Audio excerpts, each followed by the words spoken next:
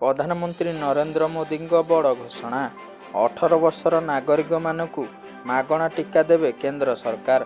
18 वर्षर ऊर्ध्व नागरिकों को केंद्र सरकार मागणारे टीका प्रदान करेंगे। फल राज्यगुड़ी टीका किछि खर्च करने को पड़ो नहीं।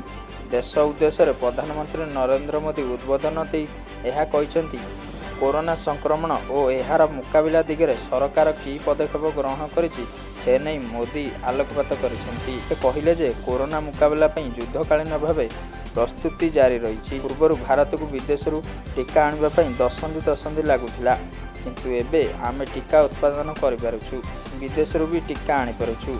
भारत में 2014 टीकाकरण 60% पाखापाखि थिला किंतु एबे टीकाकरण व्यापक करा जाउछि।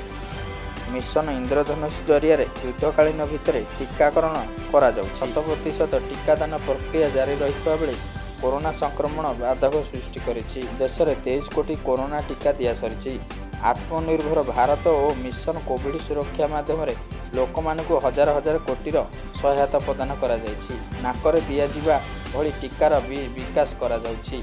कम समय मध्य टीका उत्पादन एक बड़ उपलब्ध बोली प्रधानमंत्री नरेंद्र मोदी कहते। उभय राज्य और केंद्र सरकार मिलित भाव कोरोनार मुकाबला करुछंती।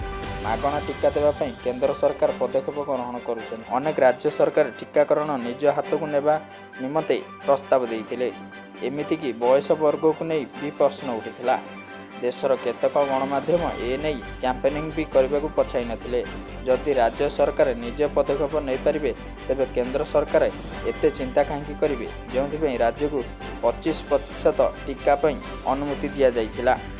किंतु एथिपई केते कष्ट करबा को पड़े एबे समस्ते जानि परिसंती। जेउंथिपई केतक राज्य सरकार टीकादान प्रक्रिया पूर्व भली केंद्र को देबा पई प्रस्ताव दैछंती।